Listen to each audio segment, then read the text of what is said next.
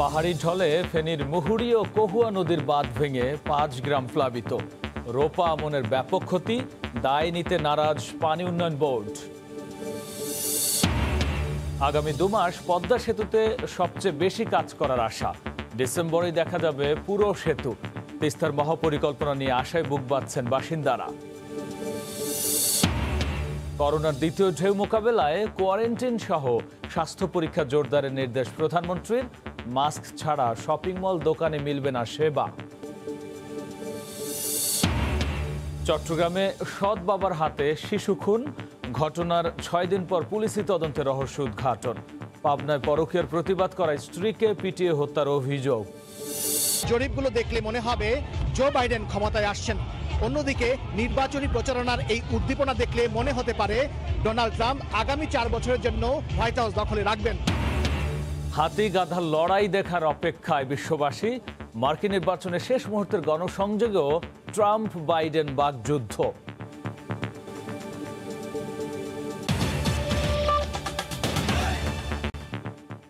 চট্টগ্রাম থেকে ঢাকায় আসার পথে মুন্সিগঞ্জে বাস থেকে নেমে আবার ওঠার সময় দরজার আঘাতে আহত হন নর্থ সাউথ বিশ্ববিদ্যালয়ের ছাত্র সাইদুর রহমান পায়েল। এ ঘটনার দায় এড়াতে তাকে হানিফ পরিবহনের হেল্পার, ড্রাইভার ও সহকারী মিলে ব্রিজ থেকে ফেলে দেন খালে। হত্যা মামলার দীর্ঘ আইনি প্রক্রিয়া শেষে আজ আদালত হানিফ পরিবহনের চালক, সুপারভাইজার ও সহকারীকে মৃত্যুদণ্ড দিয়েছেন। রায়ে খুশি তার পরিবার। আদালত পর্যবেক্ষণে জানিয়েছেন, সড়ক দুর্ঘটনা দেশে হত্যার পর্যায়ে চলে গেছে। ২০১৮ সালের ২১শে জুলাই রাত ১১টায় চট্টগ্রামের একে খান হানিফ পরিবহনের ভলভো কাউন্টার থেকে ঢাকার উদ্দেশ্যে রওনা দেন ৩ বন্ধু পায়েল, শান্ত ও আদর। ঢাকায় পৌঁছে চোখ মেলে ২ বন্ধু দেখতে পান বাসে পায়েল নেই। সুপারভাইজারের ব্যাখ্যা ছিল, পায়েল মুন্সিগঞ্জের গজারিয়ায় প্রস্রাব করতে নেমেছিল, উঠতে না পারায় পরের গাড়িতে ফিরবে সে। কিন্তু পায়েল আর ফেরেনি। এর মাঝে পরিবার অনেক খুঁজেও পায়েলকে না পেয়ে বন্ধুদের কথা মতো খোঁজ নেয় হানিফ কাউন্টারে। ২ দিন পর মুন্সিগঞ্জের গজারিয়া উপজেলার একটি খাল থেকে উদ্ধার করা হয় পায়েলের মরদেহ। আদালতে দেওয়া স্বীকারোক্তিতে বাস চালক জানায়, সেদিন ভোররাতে মুন্সিগঞ্জের গজারিয়ায় যানজটে আটকা পড়ে বাস। সেই সুযোগে প্রস্রাব করতে বাস থেকে নামেন পায়েল। যানজট পেরিয়ে বাস তখন চলতে শুরু করেছে। দৌড়ে বাসে উঠতে গিয়ে দরজায় ধাক্কা লেগে জ্ঞান হারান পায়েল। ঝামেলা এড়াতে চালক, সহকারী ও সুপারভাইজার মিলে ব্রিজের উপর থেকে খালে ফেলে দেওয়া হয় তাকে। প্রায় ২.৫ বছর আইনি প্রক্রিয়া শেষে আলোচিত এই মামলার রায় ঘোষণা করল আদালত। রায়ে হানিফ পরিবহনের বাস চালক জামাল, সুপারভাইজার জনি ও সহকারী ফয়সালকে মৃত্যুদণ্ড দেওয়া হয়। এটি কোনো সাধারণ কোনো রোড অ্যাক্সিডেন্ট কেস নয়, রাদার ইটস আ মার্ডার, এবং সেই কারণে কোর্ট এখানে ম্যাক্সিমাম পানিশমেন্ট যেটা মৃত্যুদণ্ড সেটি দিয়েছেন। মাদকাসক্ত আছে কিনা ড্রুপ টেস্ট করতে হবে। বাসে যাত্রীদের সাথে ড্রাইভার, হেল্পার এবং সুপারভাইজাররা অভদ্র আচরণ করেন, সেই কারণে আচরণ পরিবর্তন করতে হবে। প্রতি ৩ কিলোমিটার পর পর যেন আধুনিক বাথরুমের ব্যবস্থা করেন সরকার। দূরপাল্লা রাস্তায় সিসি ক্যামেরা স্থাপন করে সেখানে গাড়ি চলাচলের মনিটরিংয়ের ব্যবস্থা করতে হবে। এ রায়ে সন্তোষ প্রকাশ করেছেন পায়েলের পরিবার। আমি চাই যে উচ্চ আদালত এই রায়টা দ্রুত কার্যকর করে আগামীতে যেন আমার ছেলের মতো এইভাবে কোনো মা বাবা যেন ছেলের হারাইতে না হয়। আর রায়ের বিরুদ্ধে আপিল করার কথা জানান আসামি পক্ষের আইনজীবী। চাক্ষুষ সাক্ষী ছাড়া শুধুমাত্র জোরপূর্বক নেওয়া স্বীকারোক্তিমূলক জবানবন্দির মাধ্যমে রায় দিয়েছে আদালত। রায় বলেন, সড়কে মৃত্যু কমাতে আরও মনিটরিং বাড়াতে হবে। আফজাল হোসেন, সময় সংবাদ, ঢাকা। এদিকে চট্টগ্রামে মাত্র ১ টাকা ভাড়ার জন্য চলন্ত বাস থেকে ফেলে জসিম নামে একজনকে হত্যার ১ মাস পেরিয়ে গেলেও মেলেনি ময়নাতদন্তের রিপোর্ট। পুলিশের দাবি, ময়নাতদন্তের রিপোর্টের জন্য আটকে আছে চার্জশিট। আর পরিবারের অভিযোগ, হত্যাকাণ্ডকে দুর্ঘটনা হিসেবে দেখাতেই রিপোর্ট নিয়ে এমন দীর্ঘসূত্রতা। স্বাক্ষর ত্রিপুর ক্যামেরায় বিস্তারিত জানাচ্ছেন কমল দে। মারুক না কেন, ওরাই হত্যা করছে আমার মেয়েকে। কান্নায় এখন গৃহবধূ সেলিনা শিমুর একমাত্র সম্বল। স্বামীকে হারিয়ে ৩ শিশু সন্তানকে নিয়ে দিশেহারা। স্বামী হত্যার বিচার পাবে কিনা তা নিয়েও সৃষ্টি হয়েছে সংশয়। পোস্টমর্টমের রিপোর্টটা না আসায় আমাদের বিচারটা আটকে গেছে, যাতে বিচারটা দ্রুত হয়। আর মাননীয় প্রধানমন্ত্রীর কাছে আমার ফ্যামিলির দিকে একটু দেখার জন্য অনুরোধ করতেছি। গত 25 সেপ্টেম্বর রাতে বাসে উঠেছিলেন বেসরকারি একটি প্রতিষ্ঠানের ব্যবস্থাপক জসিমউদ্দিন। নগরের জিসি মোড়ে মাত্র 1 টাকা ভাড়া নিয়ে বিবাদের জের ধরে তাকে চলন্ত বাস থেকে ফেলে দেয় হেলপার। মুমূর্ষ অবস্থায় হাসপাতালে নেওয়া হলে তিনি মারা যান। যৌথ পরিবারের একমাত্র উপার্জনক্ষম ব্যক্তিকে হারিয়ে অসহায় তারা। যারা আমাদেরকে বাবা হারা এতিম করে দিছে তাদের যাতে ফাঁসি হয়। আমাদের এখন এমন একটা অবস্থা, এই বেলায় খাবো, পরের বেলায় কি করব তার কোনো ঠিক ঠিকানা নাই। নিহতের স্বজনদের অভিযোগ, হত্যাকাণ্ডকে দুর্ঘটনার রূপ দেওয়ার অপচেষ্টা চলছে।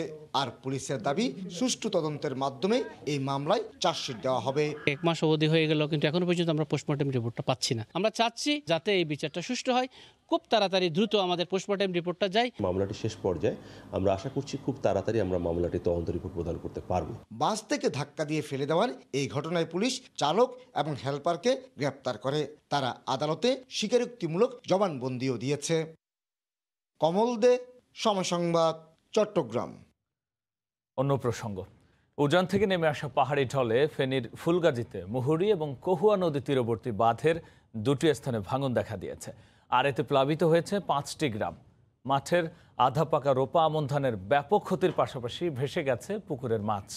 এ ভোগান্তির জন্য জনপ্রতিনিধি ও স্থানীয়রা পানি উন্নয়ন বোর্ডের গাফিলতিকেই দায়ী করলেও নানা অজুহাতে দায় এড়ানোর চেষ্টা তাদের। আতিয়ার সজলের রিপোর্ট, ক্যামেরায় ছিলেন জুলহাস তালুকদার।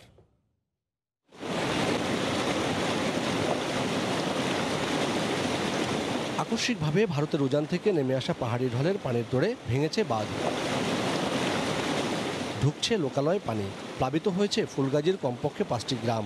স্থানীয় ফুলগাজী বাজারের একাংশের হাঁটুপানিতে ডুবে আছে প্রায় অর্ধ শতাধিক ব্যবসা প্রতিষ্ঠান। স্থানীয়রা জানান, শনিবার বিকেল থেকেই ফেনীর মুহুরী নদীর পানি পরশুরাম পয়েন্টে বিপদসীমার 100 সেন্টিমিটার উপর দিয়ে প্রবাহিত হতে শুরু করে। রাত 11টার দিকে ফুলগাজীর উত্তর দৌলতপুর গ্রামের নদীর বন্যা নিয়ন্ত্রণ বাঁধের মুহুরী ও কহুয়া নদীর 2টি অংশে ভাঙন শুরু হয়। ভেঙে মুহূর্তেই পানি ঢুকে পড়েছে কমপক্ষে 5টি গ্রামে। সবচেয়ে ক্ষতির মুখে পড়েছেন কৃষকেরা। কয়েকদিন পরই তাদের পাকা ধান ঘরে তোলার কথা ছিল। 1 লক্ষ টাকার মাছ, 2 লক্ষ টাকার ধান, গরু গোচান সব, হাঁস মুরগি সব লয়ে গেছে। এখন আমরা বসবাস কিভাবে করতে হবে? এই গাঙ্গাল প্রতি বছর বছর ভাঙতেছে। পানি উন্নয়ন বোর্ডের একটি লোক এখন পর্যন্ত আসে নাই, তারা নির্বিঘ্নে ঘুমাচ্ছে। টেন্ডার হয় এবং এখানে যে ভাঙ্গাগুলো এগুলো মনিটরিং করে ঢাকা থেকে টিম এসে, আমাদের হাতে কিছুই নেই এবং কাজ হয়েছে না হয়েছে থেকে বোঝা যাচ্ছে যে এখন কাজগুলো পুরো হয়েছে, যে কাজগুলো এবার হয়েছে সেগুলো দেখলেই তো বোঝা যাবে কাজ হয়েছে না হয়েছে। গত 12 থেকে 14 জুলাই দুদফায় এই বাঁধের 8টি স্থানে ভেঙে প্লাবিত হয়েছিল কমপক্ষে 20টি গ্রাম। সেই ক্ষতি কাটিয়ে ওঠার আগেই আবারও বাঁধ ভেঙে পানি ঢুকে পড়ায় চরম আতঙ্কে এলাকাবাসী। ভারতের উজান থেকে নেমে আসা পানির তোড়ে প্রতি বছরই এখানকার মানুষদের একাধিকবার পড়তে হয় বন্যার কবলে। প্রতিবারই স্থায়ী সমাধানের আশ্বাস মিললেও হয় না বাস্তবায়ন। তারা চায় এই বন্যার কবল থেকে স্থায়ী মুক্তি। আতিয়ার সজল, সময় সংবাদ, ফেনী। প্রতি মাসের 1 তারিখে আমরা পদ্মা সেতু নিয়ে ধারাবাহিক রিপোর্ট প্রচার করে থাকি। আজ থাকছে স্প্যান বসানোর কাজে অগ্রগতি ও প্রকল্পের মেয়াদ বৃদ্ধির খবর। শুরুর পর থেকে সবচেয়ে বেশি গতিশীল এখন পদ্মা সেতুর কাজ। অক্টোবরের পর এবার চলতি মাসেও বসানো হবে 4টি স্প্যান। ডিসেম্বরে বাকি 2টি স্প্যান বসানো হলে দৃশ্যমান হবে 6.15 কিলোমিটারের পুরো পদ্মা সেতু। তবে করোনার কারণে পিছিয়ে পড়া কাজ শেষ করতে প্রকল্পের মেয়াদ কমপক্ষে 6 মাস বাড়াতে হবে বলে জানিয়েছে সেতু কর্তৃপক্ষ। সাইফুল ইসলামের ছবিতে এহসান জুয়েলের রিপোর্ট। 41 স্প্যানের পদ্মা সেতুতে এর মধ্যে বসে গেছে 35টি, বাকি মাত্র 6টি। যে গতিতে কাজ এগুচ্ছে তাতে পুরো সেতু দৃশ্যমান করার নতুন লক্ষ্য নির্ধারণ করা হয়েছে 10 ডিসেম্বর।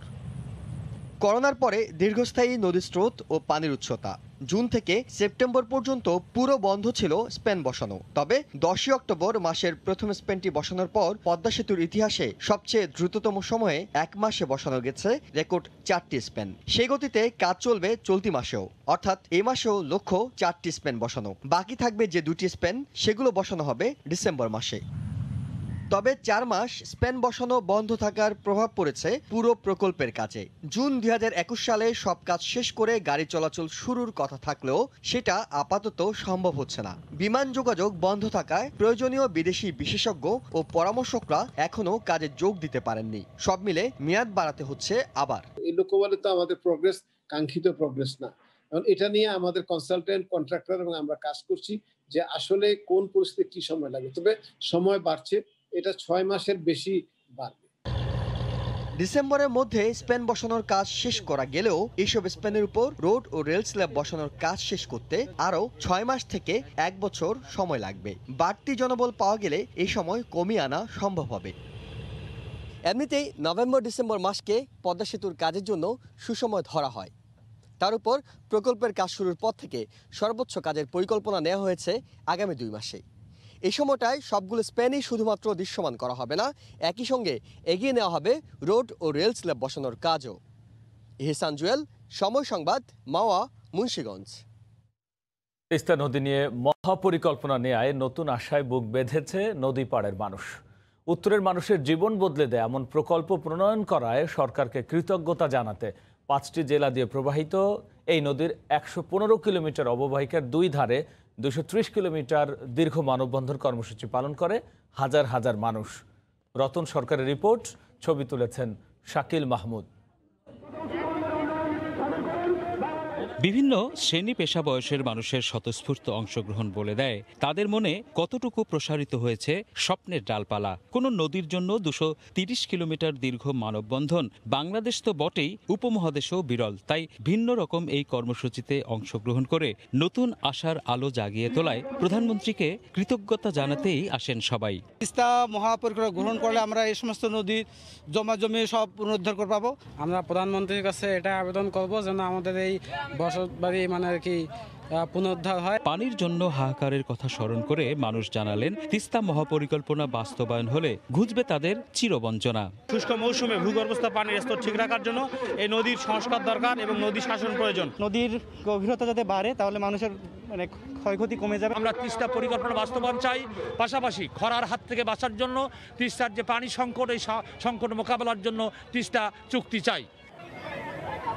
কৃত্রিম জলাধার নির্মাণ করে সেচ প্রদান ছাড়াও বহুমাত্রিক উৎপাদন ও কর্মসংস্থান, স্যাটেলাইট শহর, বিদ্যুৎ কেন্দ্র, অর্থনৈতিক জোন, হাসপাতাল, শিক্ষা প্রতিষ্ঠান, নৌপথ, বন্দর নির্মাণ সহ এই মেগা প্রকল্পের কাজ শেষ হলে বদলে যাবে এই অঞ্চলের মানুষের জীবনধারা।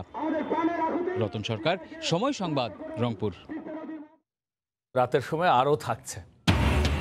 রাজধানীর মোহাম্মদপুরে মধ্যযুগীয় কায়দায় গৃহকর্মী নির্যাতন, আদালতের নির্দেশে কারাগারে অভিযুক্ত গৃহকর্ত্রী।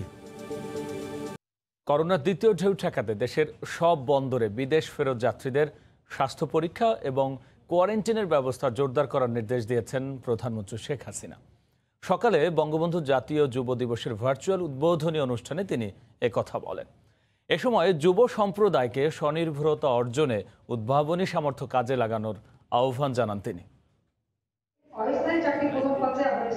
দেশের যুব সমাজকে আত্মনির্ভরশীল হয়ে জাতি গঠনে উদ্বুদ্ধ করতে প্রতি বছর দেশে 1 নভেম্বর পালিত হয় জাতীয় যুব দিবস হিসেবে। এবছর করোনার প্রেক্ষাপটে বঙ্গবন্ধু জাতীয় যুব দিবস পালিত হচ্ছে অনলাইন পরিসরে। রোববার সকালে গণভবন থেকে ভিডিও কনফারেন্সে ওসমানী স্মৃতি মিলনায়তনে দিবসটির ভার্চুয়াল উদ্বোধনীতে যোগ দেন প্রধানমন্ত্রী। অনুষ্ঠানে সরকার প্রধান জানান, যুব সম্প্রদায়ের কর্মসংস্থান সৃষ্টিতে বাজেটে আলাদা বরাদ্দ রয়েছে। তিনি বলেন, ফ্রিল্যান্সিং কার্যক্রমে সম্পৃক্তদের স্বীকৃতি ও সনদ দেবে সরকার। হয়তো 2 লাখ 3 লাখ টাকা কামাই করছে, কিন্তু তার তেমন কোনো স্বীকৃতিটা নাই যে এই টাকাটা সে অর্জন করছে। তার ছেলে মেয়েকে ভর্তি করতে চায় না, সে ধরনের অভিযোগও এসছে। বা কোথাও একটা কাজে গেলে পরে তার আয়টা কি, উপার্জনটাকে সেটা দেখাতে পারছে না। সেজন্য আমরা এভাবে চিন্তা করছি যে এ ব্যাপারটা আমরা একটা সুযোগ সৃষ্টি করে দেব। করোনার দ্বিতীয় ঢেউ সামাল দিতে ইউরোপের বিভিন্ন দেশ আবারও লকডাউনে যাচ্ছে উল্লেখ করে প্রধানমন্ত্রী সব বন্দরে বিদেশ ফেরতদের জন্য সতর্কতামূলক ব্যবস্থা নেয়ার তাগিদ দেন। এখন থেকেও বাইরে থেকে যারা আমাদের দেশে আসবে তাদের পরীক্ষা করা, তাদের কোয়ারেন্টাইনে রাখা এটা আমাদের সেই এয়ারপোর্ট থেকে শুরু করে প্রত্যেকটা পোর্টে এখন থেকে আবার সে আগের মতো ব্যবস্থা নিতে হবে। এর আগে ভার্চুয়াল এই আয়োজনে নিজস্ব উদ্ভাবন ও প্রশিক্ষণ কাজে লাগিয়ে দেশ সেরা ২৬ সফল যুব উদ্যোক্তার হাতে যুব পুরস্কার তুলে দেয়া হয়। দেবাশিস রায়, সময় সংবাদ, ঢাকা। এখন থেকে দোকানপাট, মার্কেট, বিপণী বিতানে মাস্ক ছাড়া ক্রেতাদের প্রবেশ করতে দেওয়া হবে না। মাস্ক ছাড়া মার্কেটে গেলে গ্রাহককে কোনো ধরনের সেবাও দেওয়া হবে না, এমন নির্দেশনা জারি করেছে বাংলাদেশ দোকান মালিক সমিতি। তবে শপিং মলগুলোতে গিয়ে দেখা গেছে অনেকেই মানছেন না এই নির্দেশনা, এমনকি উদাসীন খোদ বিক্রেতারাও। করোনার দ্বিতীয় ধাপে সংক্রমণ ঠেকাতে নড়ে চড়ে বসেছে দেশের সব মহল। সংক্রমণ দ্রুত ছড়িয়ে পড়তে পারে এমন সব স্থানেই চলছে কড়াকড়ি আরোপের প্রস্তুতি। এরই অংশ হিসেবে গেল সপ্তাহে মন্ত্রিসভায় নির্দেশনা দেওয়া হয় মাস্ক ছাড়া সরকারি বেসরকারি কোনো সেবাই দেওয়া হবে না। এই নির্দেশনার আওতায় আছে অফিস, হাটবাজার, শপিং মল, শিক্ষা প্রতিষ্ঠান, সামাজিক ও ধর্মীয় অনুষ্ঠান। এরপরও বিপণী বিতান বা বাজারগুলোতে মাস্ক পরতে অনীহা দেখা গেছে সাধারণ মানুষের মধ্যে। মাস্ক না পরার নানা ধরনের অজুহাতও দিচ্ছেন তারা। মাস্ক ছিল, এখন একটু কাজ ছিল তাড়াহুড়া, এই জন্য আর মাস্ক ছাড়া আসছি আর কি। মাস্ক পরলে অস্থির লাগে, দম বন্ধ লাগে, গরম লাগে, সেজন্য পড়তে পারি না। এই সিদ্ধান্ত মানছেন না শপিং মলের বিক্রয় কর্মীরাও। মাস্ক আছে, মাস্কটা মনে করেন ময়লা হয়ে গেছে, তো মার্কেটের ভিতরে যদি থাকি 24 ঘন্টা মাস্ক পরা আমাদের সম্ভব না। কাস্টমার আসলে সবসময় মাস্ক পরে। এরই ধারাবাহিকতায় রোববার দোকান মালিক সমিতির সংবাদ সম্মেলনেও বিপণী বিতান আর শপিং মলে মাস্ক পরা বাধ্যতামূলক করে নির্দেশনা জারি করা হয়। 29 ফেব্রুয়ারি পর্যন্ত 2021 সাল পর্যন্ত বিশেষ করে যারা বাজারে, বিপণী বিতানে, মার্কেটে এবং দোকান সময় আসবেন, মাস্ক বিহীন কোনো লোক আসলে আমরা তাদেরকে সেবা প্রদান করব না এবং তাদেরকে আমরা মার্কেটে প্রবেশ করতে দিব না। ক্ষুদ্র ব্যবসায়ীরা করোনায় বিপর্যস্ত হওয়ায় 50 লাখ টাকা পর্যন্ত বার্ষিক আয় ভ্যাটের আওতামুক্ত রাখা এবং ব্যাংক ঋণ প্রদানে অতি ক্ষুদ্র ব্যবসায়ীদের জন্য ট্রেড লাইসেন্সের বাধ্যবাধকতার শর্ত প্রত্যাহারের দাবি জানিয়েছে বাংলাদেশ দোকান মালিক সমিতি। হাজারের শিউলি, সময় সংবাদ, ঢাকা। স্বাস্থ্য অধিদপ্তরের হিসেবে করোনায় আক্রান্ত হয়ে দেশে আজ দুপুর পর্যন্ত 24 ঘন্টায় 18 জন মারা গেছেন। নতুন শনাক্ত হয়েছেন 1568 জন। আর এ নিয়ে দেশে মোট শনাক্তের সংখ্যা 4,09,252 জন।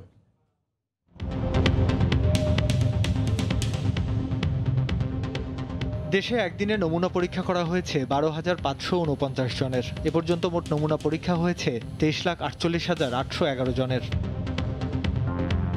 24 ঘন্টায় নতুন শনাক্ত হয়েছেন 1,568 জন। এ নিয়ে দেশে মোট রোগী সংখ্যা 4,09,252 জন। 24 ঘন্টায় মারা গেছেন 18 জন। এ পর্যন্ত করোনা আক্রান্ত হয়ে মারা গেলেন 5,941 জন। করোনা থেকে 24 ঘন্টায় সুস্থ হয়েছেন 1,795 জন। এ পর্যন্ত সুস্থ হয়েছেন 3,25,940 জন।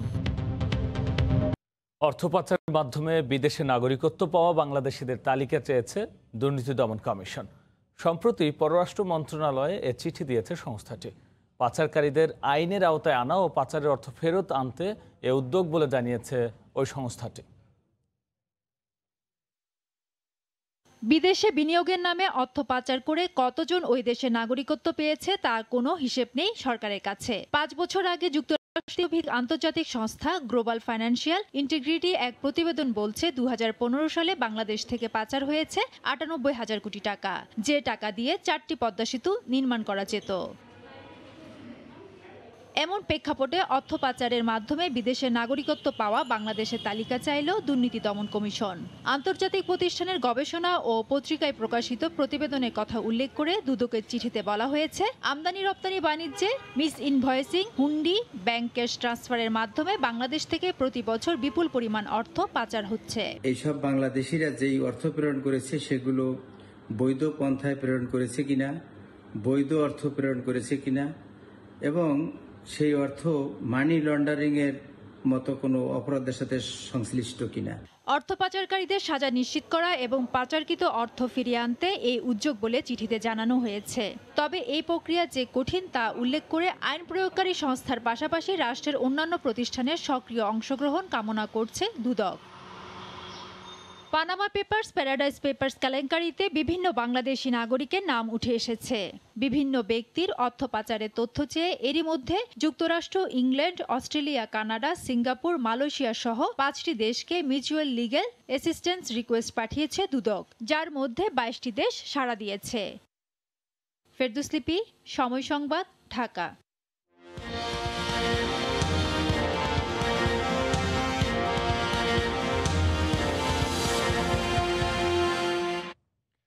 বাইডেনের হাতে যুক্তরাষ্ট্র নিরাপদ নয় বলে মন্তব্য করেছেন মার্কিন প্রেসিডেন্ট ডোনাল্ড ট্রাম্প।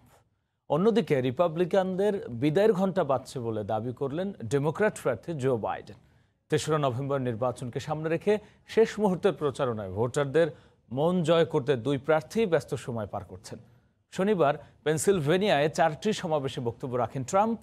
অন্যদিকে আরেক ঝুলন্ত অঙ্গরাজ্য মিশিগানে প্রচারণা চালান বাইডেন।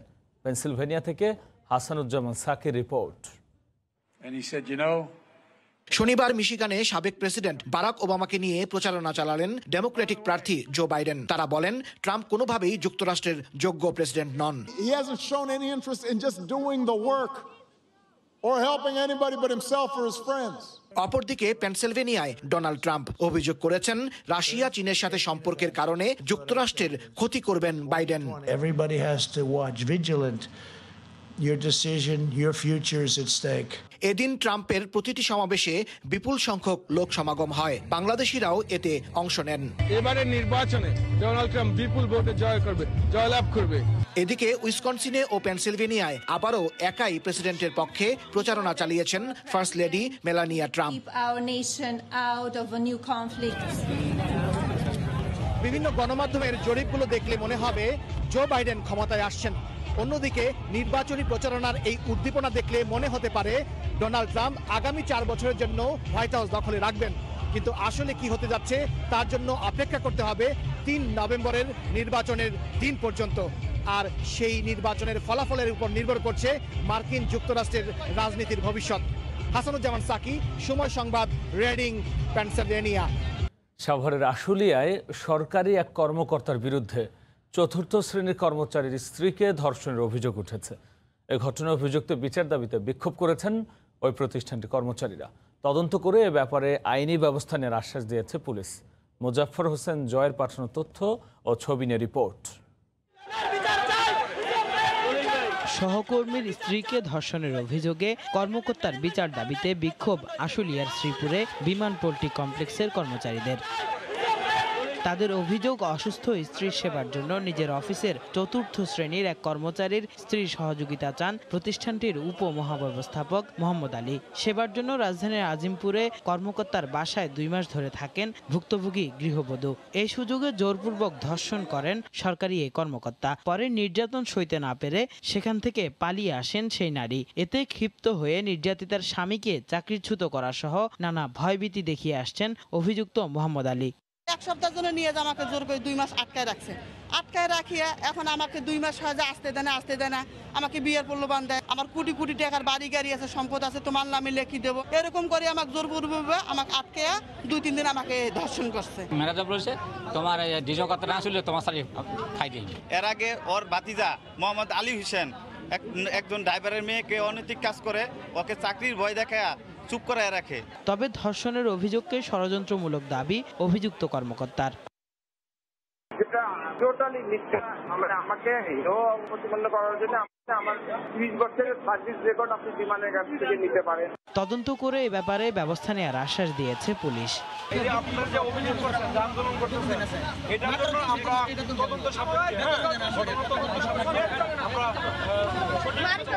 ধর্ষণের ঘটনায় আশুলিয়া থানায় অভিযোগ দায়ের করেছেন নির্যাতিতা। সময় সংবাদ, সাভার। পেঁয়াজ আমদানি শুরু হলেও 55 টাকার কমে বিক্রি করা সম্ভব নয় বলে জানিয়েছেন বাণিজ্য মন্ত্রী টিপু মুন্সি। দুপুরে রাজধানীর পুরানা পল্টনে অর্থনৈতিক সাংবাদিকদের সংগঠন ইকোনমিক রিপোর্টার্স ফোরাম ইআরএফ-এর বেস্ট রিপোর্টিং অ্যাওয়ার্ড 2020-এর প্রধান অতিথির বক্তব্যে বাণিজ্য মন্ত্রী একথা বলেন। মন্ত্রী বলেন, 3 দিন আগে থেকে দেশে পেঁয়াজ আসা শুরু হয়েছে। চাহিদার তুলনায় 8 থেকে 9 লাখ মেট্রিক টন পেঁয়াজের ঘাটতি হয়। এবার ভারতের সংকটের কারণে বাংলাদেশও ঘাটতির মধ্যে পড়েছে। এবছর 9টি ক্যাটাগরিতে 15 জন ইআরএফ সদস্য সেরা রিপোর্টার হিসেবে নির্বাচিত হন। অ্যাওয়ার্ড প্রদানে সহায়তা করেছে দ্য এশিয়া ফাউন্ডেশন। বিজয়ীদের ক্রেস্ট সম্মাননা সহ নগদ 50,000 টাকা পুরস্কার দেওয়া হয়। অনুষ্ঠানে বিভিন্ন ক্যাটাগরিতে বিজয়ী সাংবাদিকদের হাতে ক্রেস্ট ও চেক তুলে দেন বাণিজ্যমন্ত্রী টিপু মুনশি। কোভিড-19 অর্থনীতি ক্যাটাগরিতে সেরা প্রতিবেদকের পুরস্কার পেয়েছেন সময় টেলিভিশনের প্রতিবেদক জুবায়ের ফয়সাল। গাজী টেলিভিশনের